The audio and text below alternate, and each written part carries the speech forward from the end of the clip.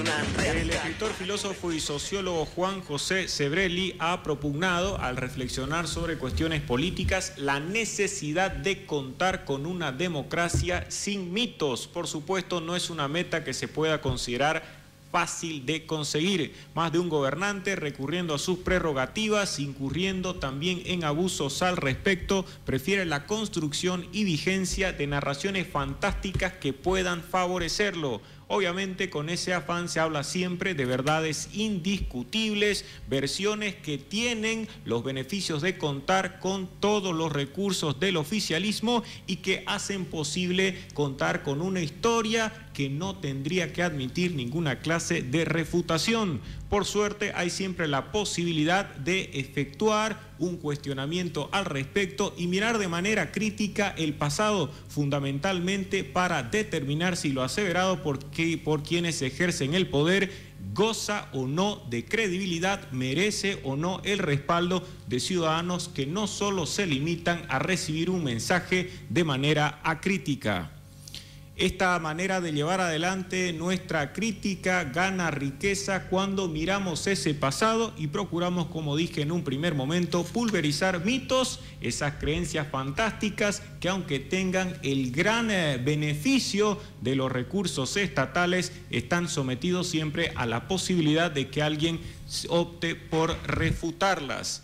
Y hoy, como estamos a punto de celebrar el 6 de agosto mañana y el movimiento al socialismo no ha dejado de recordárnoslo en los últimos días, conviene hablar acerca del proceso de independencia y así como la creación de la República de Bolivia. Para ello nos acompaña en Contraviento y Marea, como la hemos tenido en otras oportunidades, la licenciada Paula Peña, historiadora, miembro de número de la Academia Boliviana de Historia, directora del Museo de Historia, reconocida catedrática de la Universidad Autónoma Gabriel Remorena y autora de varias investigaciones. Muy buenos días, licenciada Paula, y gracias por estar una vez más en Contraviento y Marea.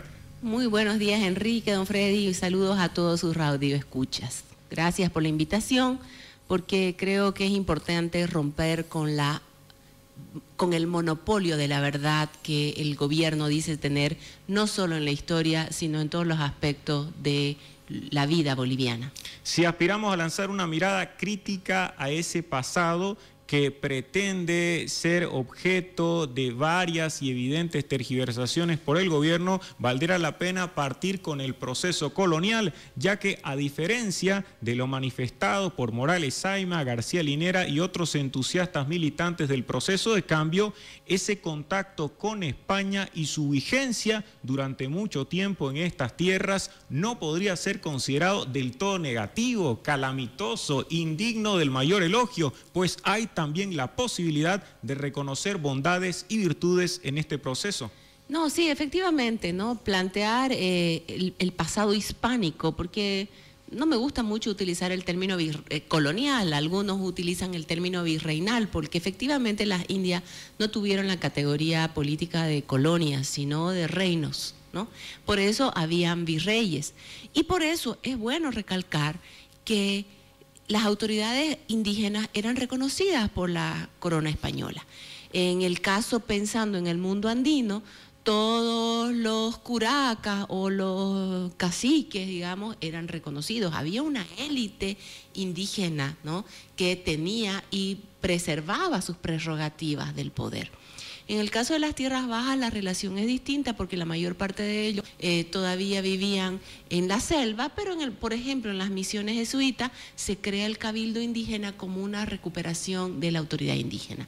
Entonces, en los pueblos de indios, que son los pueblos que preexistían a la llegada de los españoles, se mantuvo el poder de los indígenas, ¿no?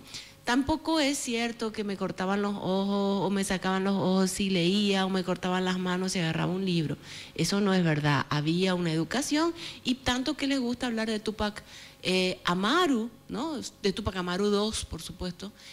Túpac Amaru II era un hombre muy instruido, no solamente hablaba quechua, hablaba también castellano, había ido a las escuelas de caciques, hablaba inglés, latín, que era el inglés de la época, leía, escribía, era dueño de 300 mulas, es decir, de un gran imperio del transporte. Entonces, no se puede generalizar ni contar una verdad a medias como están intentando construir el movimiento al socialismo. Por eso le decía yo, en estos regímenes, como pudo haber sido el nazismo en Alemania, porque también Hitler reconstruyó un pasado a su propia medida, ¿no? Entonces, el revanchismo con el pasado, que forma parte de regímenes como el del masismo o del nazismo en Alemania, forman parte de sus características, ¿no? El revanchismo con un pasado construido a su medida, y se dice de ese pasado lo que se quiere decir. Que hubieron abusos, pero por supuesto, que hubieron muertes también, o sea, nadie puede negar, pero el pasado no necesariamente es como el movimiento del socialismo intenta reconstruirlo. Ni el pasado hispánico, ni el pasado de la guerra de la independencia, ni el pasado republicano, porque incluso se intenta cambiar hasta el pasado cercano, ¿no? Por suerte hay historiadores, intelectuales, pienso en Roberto Lelier, Gabriel René Moreno, en el caso boliviano Roberto Prudencio, personas que han destacado el aporte que trajo consigo este contacto con España, fundamentalmente por la pertenencia a una civilización occidental cuyas bondades se pueden advertir todavía cuando se habla sobre el Estado de Derecho, el Parlamento, la legislación, incluso la misma democracia, porque en el mundo precolombino no existía ese régimen político. Se está reconociendo, así sea de manera tácita, que hubo beneficios ligados a ese contacto entre Europa y América. Usted hablaba sobre esta concepción absolutamente sombría por parte del régimen plurinacional del pasado colonial o hispano, y fundamentalmente se han concentrado en varias ocasiones en lanzar ataques contra la Iglesia Católica, como si no hubiera existido una serie de excepciones relevantes, no solo estoy pensando en Bartolomé Las Casas, sino también otras personas que fueron relevantes al momento de gestar el propio movimiento independentista, hasta desde el punto de vista de las ideas, porque las universidades tenían una dirección eclesiástica, religiosa, y aún así propiciaron un ambiente que fue luego favorable con el objetivo de terminar con ese orden. Pero puntualmente en el caso de la Iglesia Católica no se puede desconocer la importancia que se tuvo hasta incorporando, lo dice Octavio Paz, a los indígenas, porque les ofrecía la salvación. Si se les negaba esa condición de cristianos, de hijos de Dios, ni siquiera desde ese punto de vista se podría haber encontrado algunos avances. Es falso, en consecuencia, que todo lo relacionado con la huella religiosa en el pasado colonial o hispano merezca nuestra mayor repulsa. No, sí, absolutamente, ¿no? Por eso le digo, es la reconstrucción de un pasado a la medida del revanchismo político que plantea el régimen, ¿no? Y evidentemente la Iglesia Católica, que dicho sea de paso, para el régimen fue la oposición más profunda, ¿no? O sea, si pensamos en estos 10 años, sobre todo en los primeros 5 años de Morales, la Iglesia Católica sostuvo un poder muy fuerte, pero también él no puede negar que tiene sacerdotes como Javier Albó, por ejemplo, que han sido parte del sustento ideológico y siguen siendo del régimen de Morales, ¿no? De cualquier manera, se puede usar la historia también con fines políticos, y eso es lo que hace Morales, apelando a la ignorancia de la mayoría de nosotros, ¿no? Porque no necesariamente todos tienen que haber estudiado o conocido a profundidad. Además, la escuela también se encarga de reproducir modelos de poder, y eso es lo que está haciendo la ley Avelino Cignani, ¿no? De cualquier manera, el pasado hispánico está ahí, los pueblos de América, incluso el término América es un término traído por los europeos, y Vía Yala no es un término real, ¿no? O sea, eso de decir, no, nosotros este continente se llamaba Vía Yala, pero por favor, si sabemos que no había ese concepto de un continente, ni había ese concepto geográfico, y los ayoreos no sabían que en el norte estaban los Sioux, por ejemplo. No quiero decir con esto que no habían culturas muy avanzadas como la cultura maya, por ejemplo, ¿no? Que se considera que es una de las culturas con mayor desarrollo en la astronomía, ¿no? Del mundo antiguo. Ahora, lo que sí es importante decir que en el momento de la llegada de los españoles, de los conquistadores, este territorio se encontraba en la edad de los metales y los hombres que llegaron venían de la edad moderna, estaban entrando en la edad moderna, o sea que hay un choque de mentalidades y evidentemente América salta de la edad de los metales a la edad moderna y al mundo precapitalista y capitalista. Entre las principales contribuciones que han realizado los hombres religiosos y la Iglesia Católica en concreto a este proceso de mejoramiento de la sociedad, se puede destacar lo sucedido con las misiones, se lo ha resaltado en diversas oportunidades y vale la pena insistir al respecto, aunque desde el punto de vista oficialista no se justificaría resaltar ese acontecimiento que tuvo gran importancia desde la perspectiva cultural y que todavía hoy su legado puede ser apreciado gracias al esfuerzo de varias personas que, a pesar de que existan políticas contrarias al respecto, mantienen esa convicción. Así es, Enrique, y la muestra más clara y evidente es la de El Bolivia Te Espera y de las políticas turísticas del gobierno a través de su Ministerio de Cultura. Para nosotros los cruceños hablamos las misiones jesuíticas de chiquitos, pero si usted mira todo lo que es la propaganda oficial, solo se habla de las misiones de chiquitos. O sea, se quita el término jesuita, porque al fin de cuentas también las misiones de Hugo Chávez, ¿no? La misión Visión, la misión Escuela, tenía ese nombre, ¿no? Pero hay toda una carga ideológica de luchar contra la Iglesia, cuando digo, muestra también, ¿no?, la soberbia.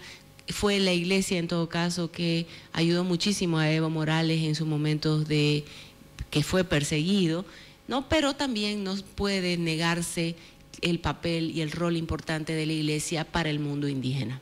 Y en el proceso de emancipación, varios sacerdotes tomaron la palabra con el objetivo de contribuir a que se terminara con ese orden colonial. Pasó en México, está el famoso cura Hidalgo, pero esta clase de situaciones se presentó también en otros lugares. Hasta en el mismo Santa Cruz hubo igualmente la posibilidad de advertir cómo no todos se quedaban en el bloque realista, sino que también se sumaban con el propósito de fortalecer esa empresa que creían justa. Ahora, es que evidentemente plantear la guerra de independencia, que fue una guerra larga de 15 años, en términos raciales, es un error garrafal. Y eso es lo que de alguna manera hace el movimiento del socialismo. La guerra de la independencia fue una guerra ideológica. De un lado estaban los realistas, es decir, los que consideraban que el poder debería radicar en los representantes del rey de la corona, y por otro lado estaban los patriotas, que son producto de los 300 años de presencia hispánica, que están planteando es hora de nosotros el autogobernarnos. Y por supuesto entre los sacerdotes vamos a tener sacerdotes realistas como sacerdotes patriotas. Se me ocurre ahora el padre José Andrés Salvatierra, un hombre reconocidísimo porque él luchó muchísimo por la causa de la independencia desde 1810, ¿no? Entonces, o Hidalgo y Morelos en el caso de México, que son dos sacerdotes que también la guerra de independencia en México se le inicia desde la vía de estos sacerdotes exigiendo una mejor inclusión social. Entonces no podemos negar la presencia de la Iglesia en la guerra de la independencia. ¿Hubo curas realistas? Sí. ¿Hubo indígenas realistas? Sí. ¿Hubo caciques realistas? Sí. ¿Hubo españoles realistas? También. Entonces, la guerra de la independencia no es una guerra de españoles contra americanos. La guerra de la independencia es una guerra política, una guerra ideológica entre dos posturas claras. O seguimos dependiendo de la corona o vamos a ir hacia la formación de la república. Lo mismo pasó, por supuesto, en los Estados Unidos, que es el modelo, ¿no? Están los Tories y los Whigs, los Tories que quieren seguir una línea y los Whigs que son los más radicales, donde lo tenemos a George Washington, etc. Entonces, los sucesos en Brasil son distintos, pero en América la guerra de la independencia es una guerra larga, una guerra en su mayor amplitud de 10 años, que es en el caso de la actual Bolivia, en otros países más cortos, pero es una guerra, Enrique, que afectó a todos. Nadie pudo haber dicho en esa época, no, yo no supe que había guerra de la independencia. Desde el pequeño pueblito hasta la capital del virreinato estaban en guerra, estaban estaban afectados por la guerra, porque la guerra no solamente era el enfrentamiento, la batalla. A veces pensamos que las guerras son las batallas. No, la guerra es ese estado de enfrentamiento que dura un tiempo determinado. En el caso de Santa Cruz duró 15 años, en el caso de Bolivia también, ¿no? Y si tomamos como referencia los sucesos de la ciudad de La Plata, ¿no?, en Chuquisaca son 16 años, ¿no? Porque en La Plata en 1809 se dan esos levantamientos cuestionando, ¿no?, la autoridad del rey y la posibilidad de otorgar estos territorios a Carlota Joaquina, la hermana de Fernando VII, que dicho sea de paso, Fernando VII está preso en España, Carlota Joaquina es esposa del rey Juan VI de Portugal y ella quería ser la reina del Plata, quería heredar, ya que su hermano estaba preso, todo lo que es el virreinato del Río de la Plata, y también hay que destacar que la audiencia de Charcas dependía de Buenos Aires, ¿no? Por eso resulta tan tonto o tan poco cierto cuando la gente dice el primer presidente de la Argentina fue un boliviano. Sí, efectivamente, Cornelio Saavedra era de Potosí, pero Potosí pertenecía al Río de la Plata. O la lucha de la boliviana por los argentinos, por Juana Zurduy de Padilla. Juana Zurduy de Padilla luchó en La Laguna, en la zona de Chuquisaca, y Chuquisaca pertenecía a las Provincias Unidas, al Virreinato del Río de la Plata. Por lo tanto, no se trata ni de argentinos ni de bolivianos. O Warnes no es nuestro héroe porque es un argentino. Warnes venía del mismo virreinato que venía a liberar, porque Santa Cruz pertenecía a ese virreinato. Entonces, creo que utilizar categorías actuales, ¿no?, de bolivianos o de argentinos para hablar de el mundo de la independencia es muy erróneo, ¿no? Lo mismo pasa en el caso de Bolivia. Bolivia, lo que hoy es Bolivia, aunque algunos hablan del Alto Perú, yo no estoy de acuerdo. Si bien Gabriel René Moreno difunde muchísimo el término Alto Perú, el término correcto es audiencia de Charcas, porque Alto Perú como nombre no era un nombre administrativo. La audiencia de Charcas estaba conformada por 4 intendencias: Santa Cruz, La Paz, Potosí y Charcas o Chuquisaca, ¿no? Y estas 4 intendencias formaban parte del Virreinato del Río de la Plata. Cuando se inicia la guerra, por ejemplo, La Paz rápidamente rompe con el Virreinato del Río de la Plata y decide unirse al Perú, que el Perú era esencialmente realista. A propósito de lo que se está manifestando, esta pretensión de subrayar el protagonismo, manifestando hasta que se trataría de algo ejemplar y excluyente de los indígenas en la lucha contra el reino español. Esto es algo que indicaba en una reciente declaración Juaneo Morales Saima.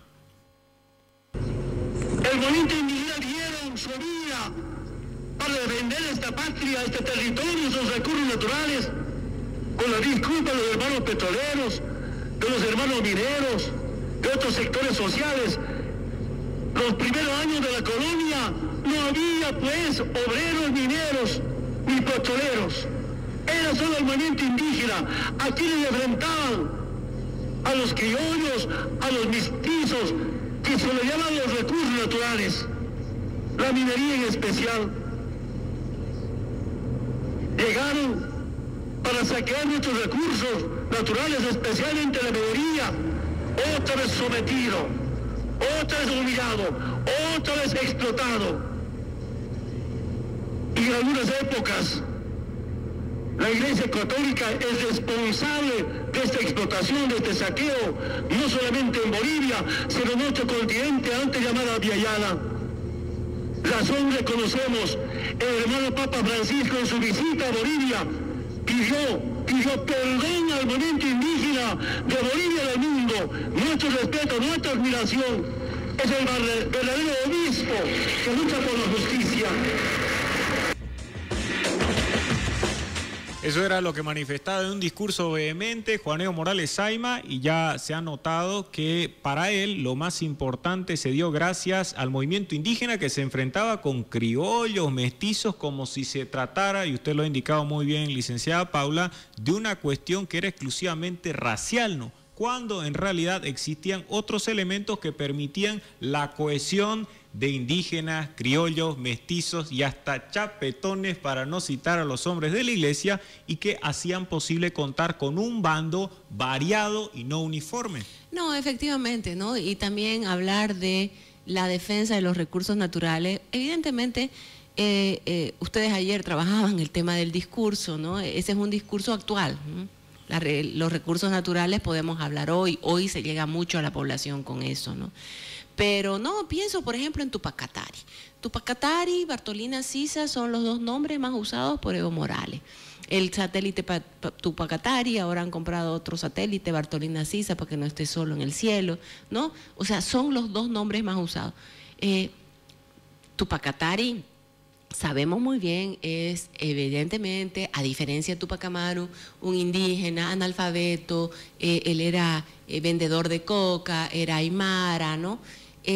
Pero él quería ser virrey y él se autodenominó el virrey. ¿Y de quién le hablaba por la cajita mágica que tenía? El Dios, ¿no? Y le decía que él tenía que ser virrey. O sea, no es que Tupacatari planteaba la ruptura con el imperio, por el contrario, quería formar parte del imperio y decía, yo debo ser el virrey. Y Bartolina Sisa firmaba como la virreina. O sea, presidente Morales, esas cosas también existen, ¿no? Son muchos los estudios. Pienso en María Eugenia de Siles Salinas, que pasó su vida estudiando el movimiento de Tupacatari, el cerco a la paz y todo lo que significó ese movimiento, ¿no? Entonces, nosotros podemos verlo claramente de que no querían romper con el imperio, ni querían dejar de vender los recursos naturales, que ese concepto como tal no existía en el siglo XVIII. Lo que quería Tupacatari era ser el virrey, ¿no? Y pensemos que todo ese movimiento, primero Tomás Katari, ¿no? En Potosí, después Tupac Amaru en Cusco, Tupac Katari, Julián Apaza, ¿no? Porque Julián Apaza usa dos nombres que también él tenía todas unas características bien claras lo que quería hacer.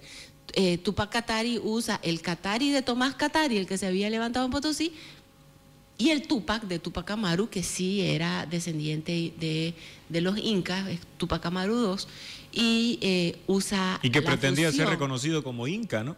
Tampoco era que deseaba instaurar un régimen democrático. Tupac Amaru II quería recuperar el imperio, pero Tupac Katari quería ser el virrey. Entonces, ¿hasta qué punto? Está bien, digo, ¿no? Que se pueda utilizar en un discurso, pero ese discurso se convierte en verdad y la gente comienza a repetir ese discurso. Y sí hubo, por supuesto, líderes indígenas que apoyaron claramente la causa de la independencia. En el caso de Tupac Katari, como lo mataron, no hay cómo hubiera apoyado esa causa.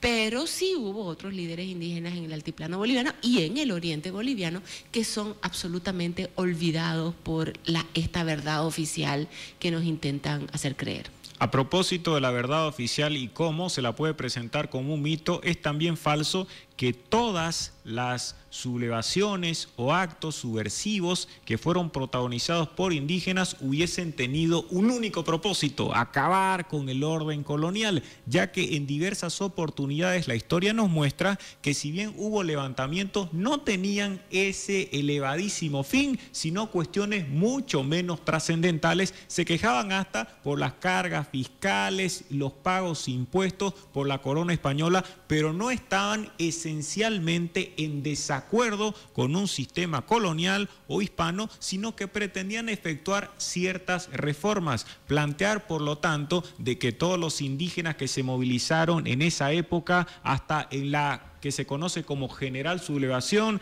entre 1779 y 1780, no estaban persiguiendo ese propósito. No. Suponer que todos ellos ya planteaban acabar con el rey hasta decapitarlo es un hecho que puede ser fácilmente desmentido, pues sus pretensiones eran distintas y en muchos casos hubieran quedado más que satisfechos con concesiones tributarias. Mire usted, yo creo que eso es tan falso como que el imperio inca venció al imperio romano, digo, ¿no? Porque cronológicamente no hay cómo, pero bueno.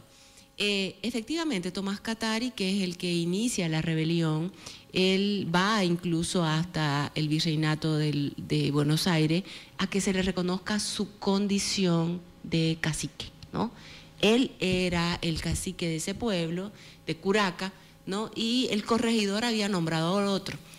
¿Por qué habían corregidores? Corregidor no viene de corregir, Enrique, corregidor viene de regir con. El corregidor que estaba en estos pueblos de indios era el encargado de cobrar o de que se haga efectivo el pago del tributo para el rey, para la corona, para la Real Hacienda. Y el cacique era la autoridad originaria de ese pueblo. Entonces ahí hay todo un problema porque le habían negado su condición de cacique de Curaca, entonces él quería que el virrey se la restituya y efectivamente lo hace. En el caso más bien de Túpac Katari o de Julián Apaza, que lo conocemos como Túpac Katari, él quiere ser el virrey, ¿no? Él no era corregidor, no pertenecía a esa élite indígena, no tenía ninguna prerrogativa, era simplemente un indio coquero. Entonces, él va a movilizar sobre todo en el altiplano paceño y él va a ser el virrey, porque además así se autoconcebía, ¿no? Y evidentemente Túpac Amaru también está muy molesto por las cargas fiscales. Pero las cargas fiscales no solamente molestaban, por supuesto, a los indígenas, sino también a los criollos que tenían de pronto que pagar altos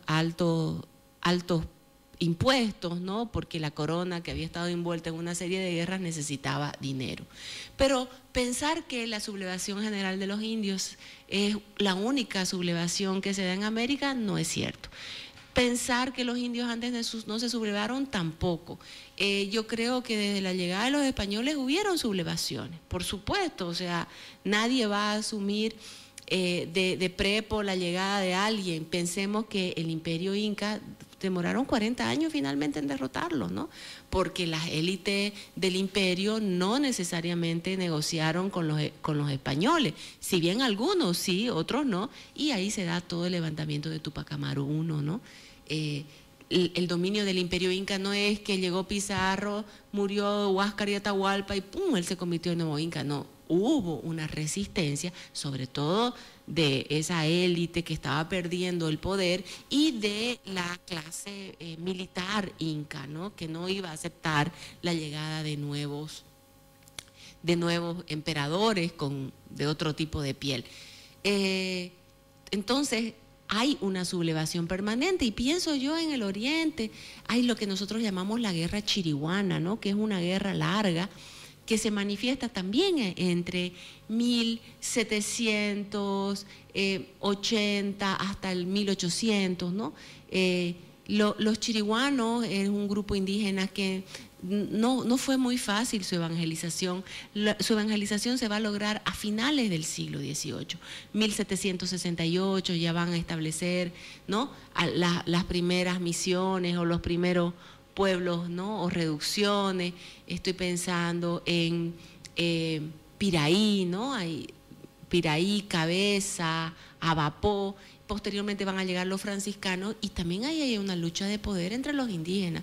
La doctora Isabel Combes acaba de publicar un libro que se llama El pérfido Cuñamboy, que muestra justamente esa lucha de poder entre los indígenas que habían sido misionados y vivían en las misiones, los indígenas que estaban fuera de las misiones y que estaban muy molestos de que le quiten a sus hermanos, ¿no? Entonces están atacando las misiones, ¿no? Porque están en contra, no del régimen en sí, están en contra del poder que se está ejerciendo sobre, o la posibilidad de perder a estos otros. Sugiero la lectura de esos libros para que veamos que no es tan blanco y negro como quieren decirnos, ¿no?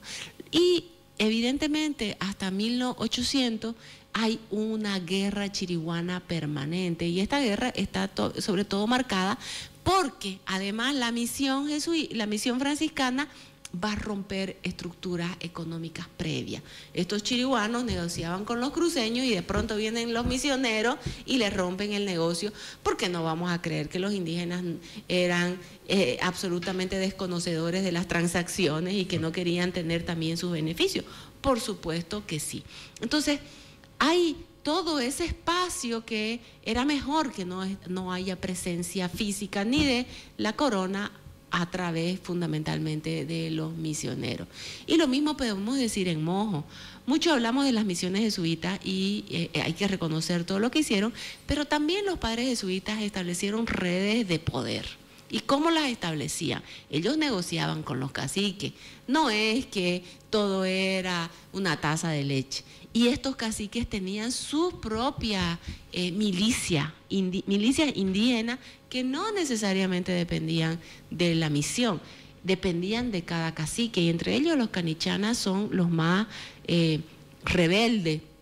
Y cuando la corona española expulsa a los jesuitas, ¿quién viene? Vienen los gobernadores militares que no están dispuestos a mantener esas redes de poder con los indígenas locales, les quitan su flechero y ahí se levanta la rebelión. Pero la rebelión no es pues por el rey de España, la rebelión es por el poder local que el cacique está perdiendo y que estos gobernadores se los están haciendo perder porque evidentemente venía el funcionario estatal a imponer el poder del Estado y el cacique tenía su propio poder, ¿no? Entonces, toda esa guerra mojeña que se da entre 1804 hasta 1810 y también después hay algunos levantamientos, sobre todo entre los canichanas, es porque los caciques están perdiendo poder frente al imperio, ¿no? Que además, como todo Estado, lo que busca es imponer el dominio en el territorio.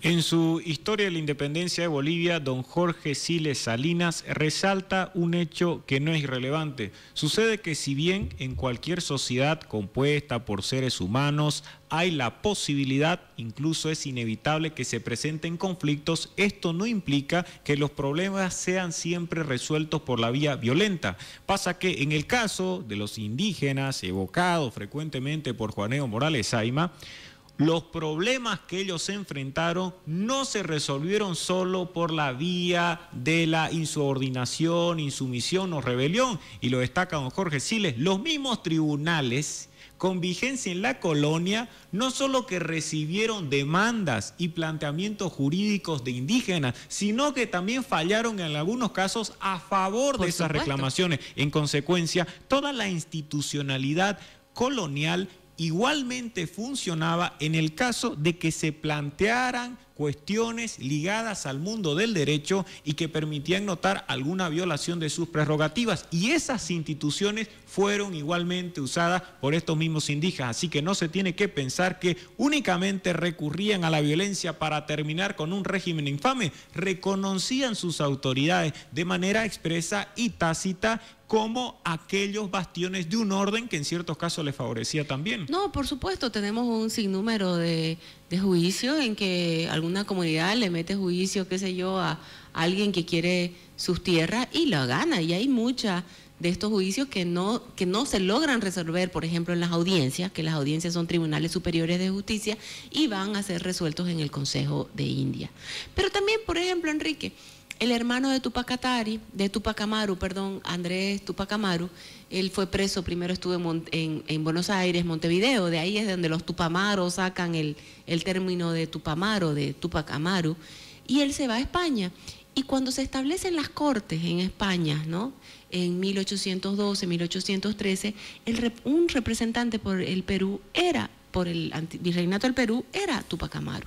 Y por ejemplo, Tupac Amaru, él se oponía seriamente a la liberación de los esclavos, porque los indígenas tenían grandes cantidades de esclavos, sobre todo los caciques. Entonces, eso de que los esclavos negros solamente fueron esclavizados por los españoles también son verdades a medias, ¿no? El tema es que hay que ver la historia como efectivamente es y a los seres humanos como son. No, el hecho de ser indio o blanco no me hace ni mejor ni peor, simplemente somos humanos y la condición humana de la que tanto habla Hannah Arendt existe en cualquiera independientemente de su raza o el color de su piel.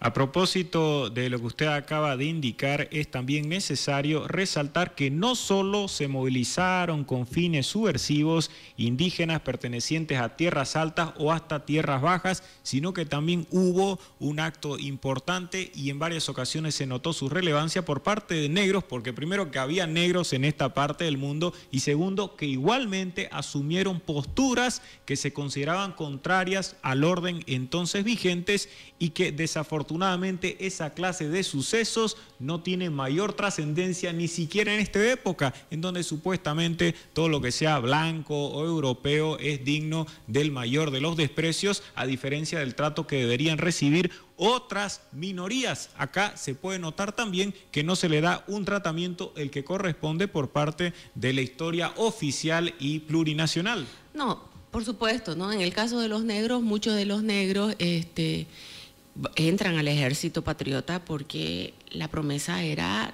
la libertad, ¿no? Y también creo que es bueno destacar algo, porque a mí me pasa mucho en la clase, los estudiantes piensan que en Europa no había esclavitud. No, los estudiantes piensan que la esclavitud era propia de América y de la América hispánica.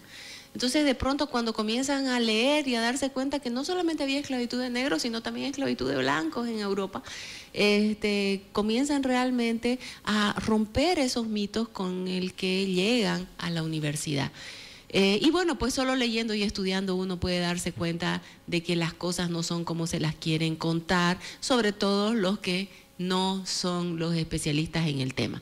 Entonces, el tema de los negros. ¿Hay negros? Sí.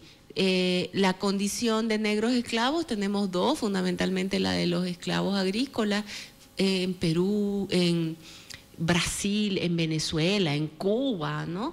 En lo que hoy es los Estados Unidos, en las colonias de Norteamérica, aunque es bueno decir que más bien el número de negros en América del Norte subió después de la independencia, ¿no? Y la guerra civil americana, que fue básicamente por la esclavitud, los negros no formaron parte de la guerra, fue una guerra entre blancos por negros. Entonces, en el caso de Sudamérica, o en el caso, vamos a ir de Santa Cruz, o en el caso de Bolivia en su conjunto, no había una presencia importante de población negra. Sí había, por supuesto, población negra. Nosotros tenemos evidenciado 23 negros en 1825, porque se hacen los censos, ¿no? Y antes tenemos 150 entre negros libres y esclavos, no hacen la diferencia, pero no, proporcionalmente no representa más que el 1% de la población, ¿no? De cualquier manera, estos negros sabían que podían llegar a contar con la libertad participando en la independencia, y en muchos casos, el caso del Directorio en Buenos Aires en 1813 proclamó la libertad de los negros, ¿no? Y Bolívar se limitó a la libertad de los vientres libres, ¿no? No se animaron a acabar con la esclavitud como debieron hacerlo cuando se formaron las nuevas repúblicas. Aprovechando lo que usted acaba de señalar y tomando en cuenta que la idea es someter a crítica todo aquello que está siendo pregonado como si se tratase de las verdades más categóricas sobre el proceso de emancipación, Juan Evo Morales Saima insiste en el papel protagónico de los indígenas, critica criollos, mestizos, religiosos, como si no hubiesen aportado en absoluto a la consecución del nuevo orden, uno distinto a aquel que se encontraba vigente con el beneplácito del rey español, pero en ningún momento socava la imagen de alguien que sin duda ha tenido un papel importante, pero cuya efigie está rodeada de varios mitos, y me refiero puntualmente a don Simón Bolívar. Y probablemente debido a la influencia de Hugo Chávez y del chavismo en general, pero el caso de Simón Bolívar es también digno de análisis, porque en ocasiones se lo suele presentar prácticamente como un semidios, como el único que hubiese posibilitado la liberación, acabar con ese orden colonial en varios países, y en realidad su valor merecería también más de un cuestionamiento para ser presentado en su verdadera y justa dimensión. No, sí, efectivamente, ¿no? Él, incluso muchos lo consideran el mejor presidente de Bolivia, y uno se pregunta, ¿y cuándo fue presidente, no? Porque si fue el mejor presidente de Bolivia, díganme cuándo fue presidente y qué hizo. Él efectivamente tampoco estaba de acuerdo en la creación de un nuevo Estado. Él consideraba que la audiencia de Charcas dependía de Buenos Aires, no quería tener problemas con Buenos Aires, por eso tuvo serios problemas con Antonio José de Sucre cuando Antonio José de Sucre llama, ¿no?, al acta o dicta el decreto para elegir a los diputados de las 5 provincias ya, porque Cochabamba se separa de Santa Cruz en 1811, entonces Sucre dicta un decreto pidiendo que estas 5 provincias elijan a sus diputados para hacer una asamblea deliberante para ver qué hacer. Y Bolívar tira el grito al cielo porque dice, nosotros hemos sido claros de acuerdo a lo que era en 1810 y en 1810 eso dependía de Buenos Aires. Por lo tanto, la reunión de esa asamblea que debía ser en abril, ¿no? Primero en Oruro, no se puede hacer porque Bolívar sabe que no puede largarse algo así. Y se espera que el Congreso del Perú y que el Congreso de las Provincias Unidas del Río de la Plata, hoy Argentina, den permiso a estas provincias para definir qué hacer. Y efectivamente, tanto el Congreso del Perú como el Congreso de Buenos Aires dicen que le dan la libertad a estas 5 provincias para definir su destino.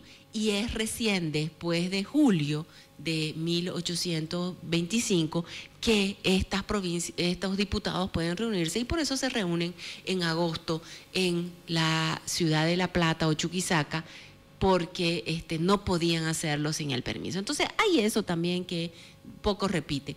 Y lo que seguramente el presidente Morales no sabe es el costo de la independencia, ¿no? Porque si bien Bolívar llega con los colombianos, en 1825 en este territorio había muchos intereses, Enrique. Están los intereses de las Provincias Unidas del Río de la Plata, los intereses del Perú, ¿no? Porque finalmente hay plata en minerales, estoy hablando, en este territorio. Están los intereses colombianos, que son el ejército del norte que ha venido con Bolívar y que también tienen que llevar su parte. Están los intereses fundamentalmente de los que vivimos en este territorio. Y están también los intereses del imperio brasileño. No por nada el emperador brasileño, en realidad no el emperador, tengo que ser correcta, el gobernador de Mato Grosso y el gobernador de Chiquitos le cede Chiquitos al ver que Bolívar triunfaba, le cede Chiquitos a Mato Grosso y viene el ejército imperial, llega hasta San Miguel en Chiquitos, se roba toda la plata, tenemos los documentos, ¿no? Se pueden ir a estudiarlo a las personas que quieran, y finalmente cuando el emperador se da cuenta de que esto estaba pasando, Pedro I, ¿no? El emperador de Brasil, obliga a sus tropas a salir porque no quiere tener problemas con los nuevos estados recién independizados, ¿no? No es que le temió a Sucre, está bien eso para la historia mítica, ¿no? Pero no, el emperador retira sus tropas incluso antes de que Sucre se entere de lo que estaba sucediendo. Por lo tanto, son muchos intereses en juego. Y la deuda externa boliviana, digo yo, siempre empieza al pagar a los soldados colombianos. Porque no es que nos liberaron porque nos querían y nos amaban, nos liberaron y nos cobraron la liberación. Entonces creo que hay que ver la figura de Bolívar, y también creo que hay que redimensionar la figura de Sucre, ¿no? Un verdadero liberal, ¿no? Es un hombre que cree en este nuevo Estado. No sé, no me queda claro si él lo veía como un Estado que vaya a frenar las aspiraciones peruanas y argentinas, digamos, como Uruguay, que se considera un Estado tapón entre Argentina y Brasil. Si Sucre pensó en la creación de un Estado independiente entre estos 2 grandes virreinatos del pasado que eran Buenos Aires y Lima, ¿no?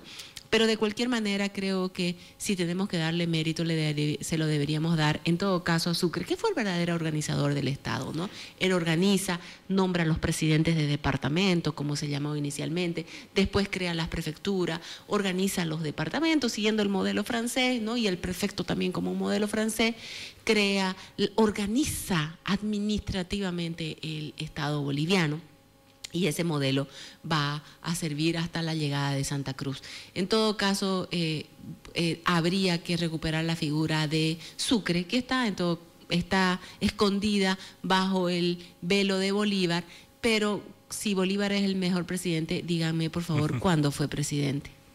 Esa glorificación de Bolívar impide que se formulen preguntas elementales como si fue determinante su participación en la guerra de independencia, dónde están las proezas que consumó en territorio boliviano, porque para muchas personas que no han revisado de manera meticulosa o más o menos aceptable la historia del proceso de la independencia, les quedaría claro a esos individuos, si hay mayor ilustración al respecto, de que no hubo una gran participación, de que el principal valor incluso se puede relacionar con las batallas libradas por las republiquetas, las personas que asumieron también esa clase de determinaciones para concluir con un orden que consideraban inaceptable, injusto desde diferentes perspectivas. Es hasta más importante lo que se hizo, sin lugar a dudas, Bolívar en el Perú, donde ya tenía problemas San Martín y por eso naturalmente fue hasta solicitar el apoyo, llegar a un acuerdo. Está el famoso diálogo y su encuentro en Guayaquil, pero lo que hizo en el Perú tiene mayor trascendencia desde el punto de vista del valor que se le da a Bolívar, solamente que acá, con el objetivo de lograr su beneplácito y para que no haya mayores inconvenientes, ya en la creación de la República de Bolívar es que se dio a la tentación de presentarlo casi como una divinidad, lanzarle elogios inagotables y hasta permitirle que compusiera la primera constitución en donde está la famosa presidencia vitalicia. Así es, Enrique, y es bueno también destacar que para el Perú su libertador es San Martín, ¿no? No sé por qué aquí en la escuela nos enseñan que el que liberó el Perú fue Bolívar. Si usted va en... Ya estaba liberado, pero corría en riesgo la estabilidad. Exactamente. ¿No? San Martín libera Chile y desde Chile vía mar libera el Perú. Él está en Lima. Bolívar sale de Venezuela, Colombia, lo que no estoy hablando de los países actuales, Ecuador. Y bueno, cuando se da la famosa entrevista, San Martín ya le cede las tropas del ejército del sur y el ejército del norte viene. Pero las batallas de Junín, del 6 de agosto del 24 y de Ayacucho son batallas que se llevan a cabo en territorio peruano. En este caso, la audiencia de Charca estaba dividida, por un lado Olañeta, que dominaba toda la zona andina, y por el otro lado Francisco Javier de Aguilera, que dominaba todo el oriente, todo lo que es hoy Santa Cruz, Beni y Pando, ¿no? Francisco Javier Aguilera negocia con Sucre, él no cede porque él era un realista que creía además era un absolutista, digamos, ¿no? Entonces, a propósito de realistas coherentes en ese caso. Claro, sí, absolutamente. Él defendía su postura, negoció con Sucre, abandonó la plaza cruceña, Valle Grande, y fue a Cochabamba y de ahí se quedó en Valle Grande. Y hay algo sí que es interesante que yo le rescato a Francisco Javier de Aguilera. Él no aceptaba la presencia colombiana, él luchaba contra la presencia extranjera, porque si finalmente eran cruceños o digamos, eran nativos, tanto Olañeta como Aguilera de este lugar, que vengan de pronto soldados colombianos y gobiernen, no era de su agrado, ¿no? Cuando uno mira a quién pone Sucre como presidente de departamento, en el caso de Santa Cruz lo pone a Videla. Videla es argentino, pero era parte de su ejército, de los que le deja San Martín, pero en los otros departamentos pone colombiano. Y también ahí hay una molestia grande, ¿no?, de muchos ya bolivianos que están molestos con la presencia extranjera, entre ellos Santa Cruz, ¿no? El mariscal Andrés de Santa Cruz, que dicho sea de paso era realista y en el último momento se vuelve patriota, pero él estaba en contra de la presencia extranjera. De la misma manera estuvo Francisco Xavier Aguilera, que cuando se va Sucre, abandona Bolivia en 1828, él se levanta en en Valle Grande, disculpen, se levanta en Valle Grande y lo mandan, se enfrenta con él el prefecto de esa época, Povil, que de la Riva, que Aguilera había matado a su hermano, ¿no? Eso más bien era... Hay toda una serie de documentación que muestra eso fue un problema personal entre estas dos familias y acaban con Aguilera, ¿no? Pero Aguilera luchaba contra la presencia también entre 1825 y 28 extranjera, como muchos. Porque finalmente, Enrique, si usted estuvo 15 años en guerra, ¿no? Luchó por este pedazo de tierra que considera su patria, por ese vallecito que considera su patria, lo que usted decía, las guerrillas, lo que se llamaban las republiquetas, porque es bueno diferenciar. Entre 1809 y 1815, la independencia en Bolivia se da entre el ejército realista que venía del Perú y el ejército auxiliar argentino que venía desde el sur, desde la Argentina. Viene el primer ejército auxiliar, el segundo ejército auxiliar y el tercer ejército auxiliar ya en 1815 y se retira. Van triunfando los realistas, pero este ejército auxiliar había formado gente en lo que es hoy día Bolivia, y ahí empiezan las famosas republiquetas, que es la guerra de guerrilla. Esos hombres, estoy pensando en la misma Juana Zurduy de Zapadilla, su marido, y esa gran cantidad en Moto Méndez, o el mismo Warnes, esa gran mercado, esa gran cantidad, 130, dice, focos guerrilleros habían, los que han estudiado a profundidad, y ellos son los que van a mantener latente la lucha por la patria, digamos, ¿no? En el caso cruceño, Mercado, Cañoto van a atacar permanentemente a Aguilera. Y el último periodo, que es del 22 al 24, que es el periodo del ejército extranjero, es decir, del ejército colombiano que vienen, ¿no? Pero ya no es como el ejército auxiliar argentino, sino son ejércitos extranjeros que finalmente consolidan la independencia y dejan de lado a todos los que habían luchado. Entonces, yo me imagino que si usted se pasó 15 años luchando, no quiere que de pronto venga un tal Videla y sea el presidente de su departamento, ¿no? Porque finalmente Mercado, Cañoto y muchos de los otros lucharon por esta tierra y de pronto le ponen un extranjero a gobernarlo. Por eso es que creo también que Sucre se da cuenta de ese error y nombra a José Miguel de Velasco primer prefecto de Santa Cruz en diciembre de 1825. Que será luego varias veces presidente de Bolivia. Nuevamente varias veces presidente de Bolivia, pero él se da cuenta, necesito locales porque hay un problema serio con la presencia extranjera. Y además que hay que pagarle a los colombianos para que se retiren y vuelvan a sus tierras.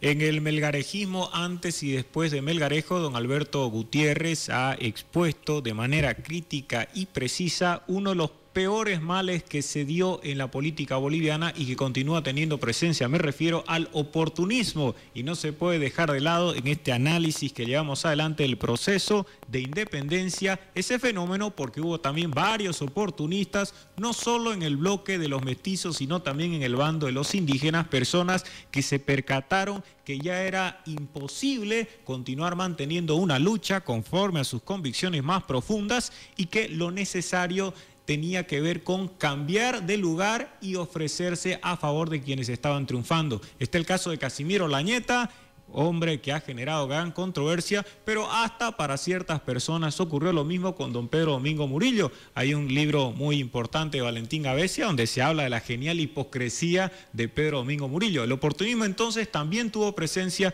en este proceso independentista y en la construcción del Estado de Bolivia. Así es, el oportunismo creo yo es una de las características de la política boliviana y lo podemos ver hoy, ¿no?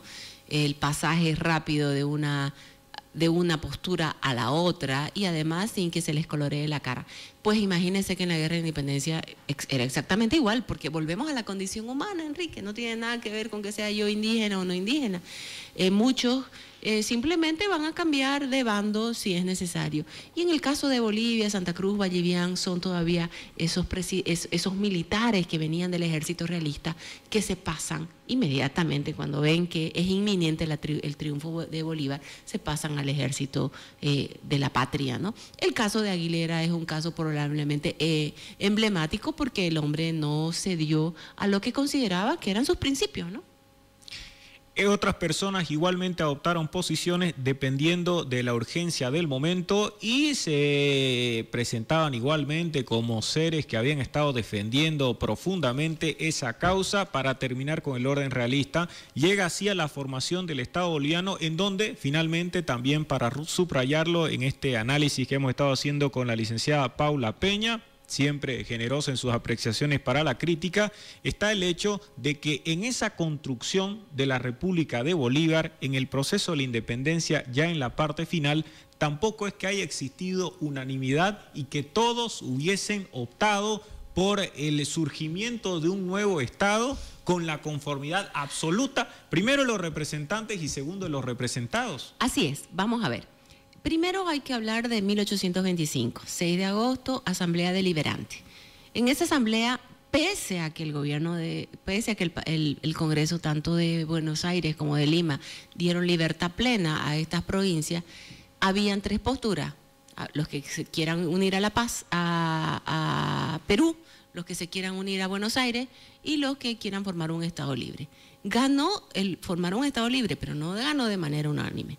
Muchos de los diputados paceños, por ejemplo, votaron por formar parte del Perú, que eso muestra además lo que después va a hacer Andrés de Santa Cruz con la famosa Confederación Peruano-Boliviana.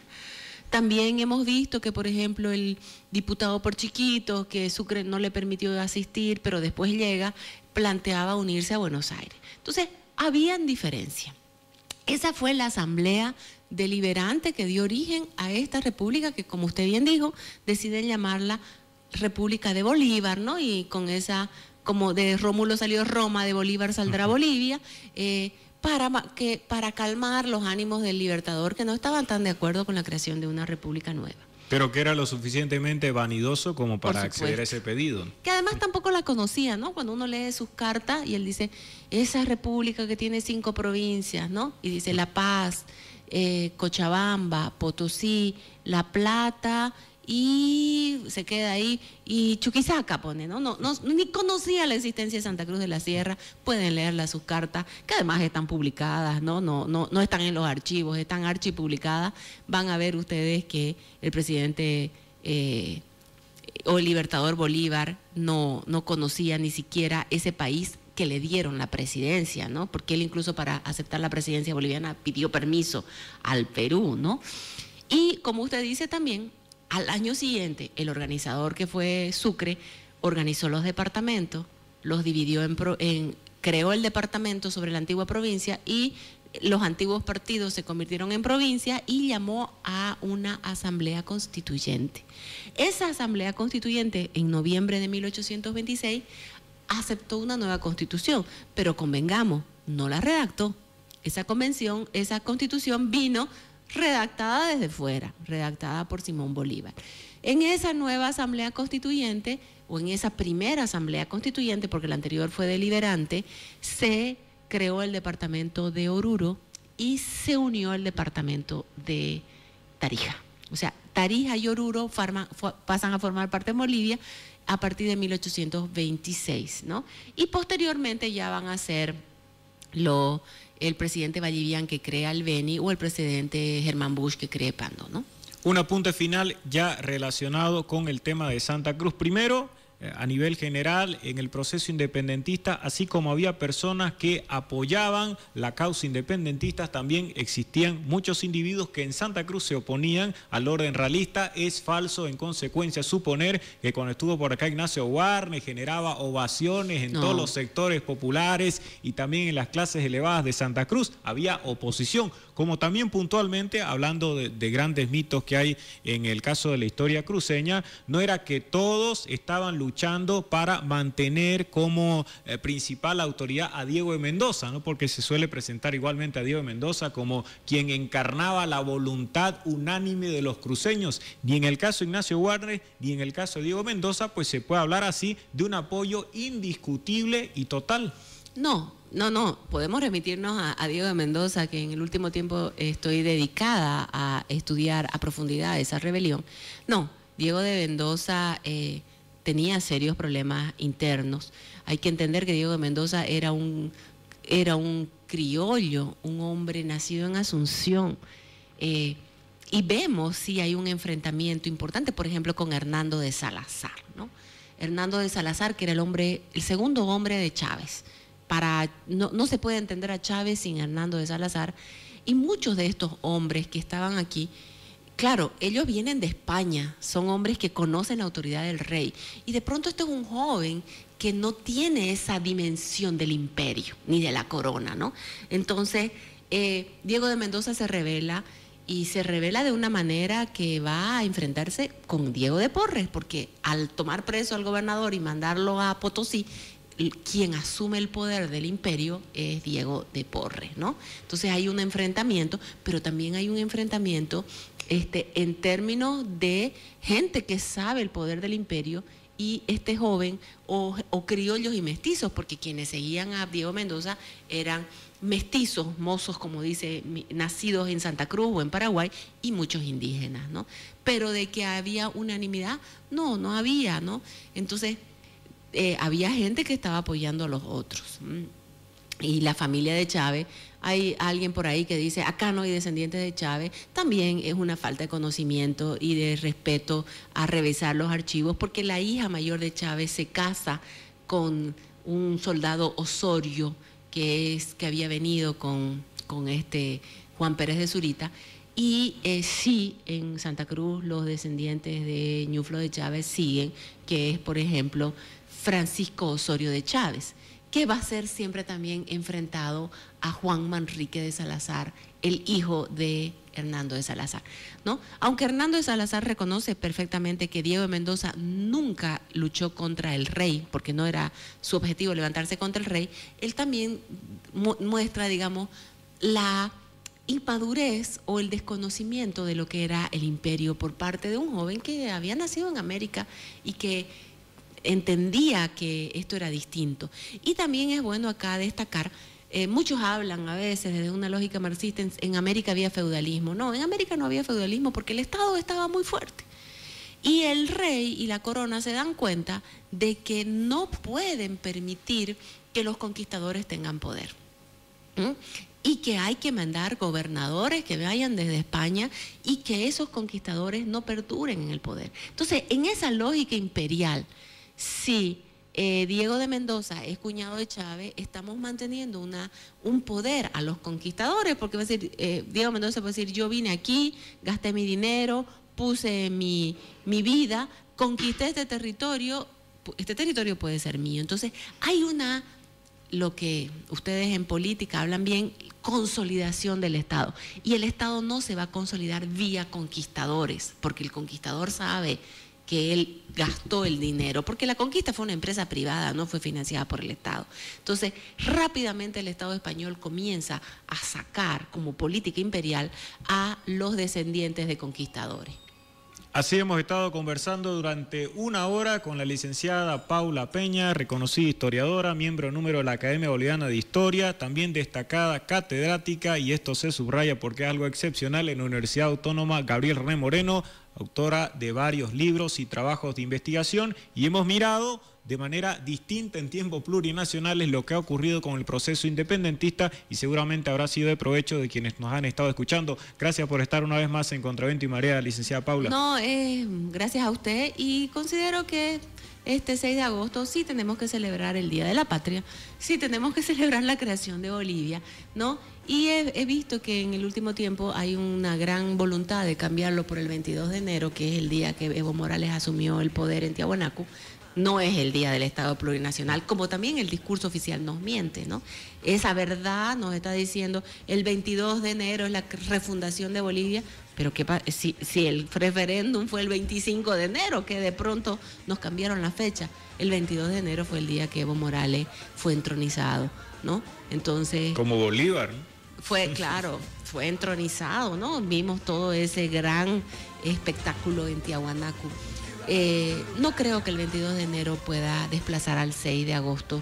Por el contrario, creo que el 6 de agosto lo veo que se está fortaleciendo cada vez más, aunque para mi gusto de manera abusiva para los padres de familia, porque las escuelas les están exigiendo muchos gastos a los padres de familia que el verdadero Estado plurinacional debería prohibir, ¿no? Los chicos deberían desfilar con su traje de guardapolvo o su uniforme y no gastarse tanto dinero en disfraces hasta de bandas, ¿no? Con las que salen.